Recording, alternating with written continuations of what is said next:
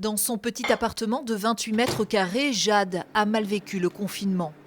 En 2 ans, cette étudiante a plus passé de temps derrière son ordinateur qu'en cours.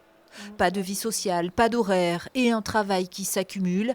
Des moments d'angoisse qui ont pesé lourd sur son quotidien avant qu'elle ne décide de réagir. Il y avait besoin d'avoir du coup un avis professionnel hors de la famille, hors des amis. J'avais besoin de trouver des solutions et qu'on m'aide en fait à les trouver, qu'on m'aide à mettre au clair tout ce qui allait pas.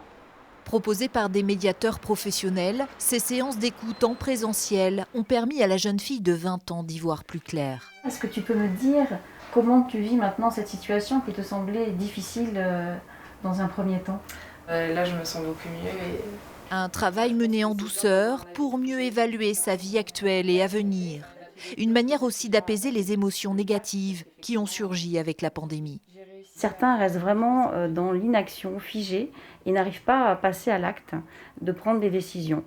Et je constate globalement que c'est vraiment cette émotion de la peur et de l'inquiétude qui les fige actuellement.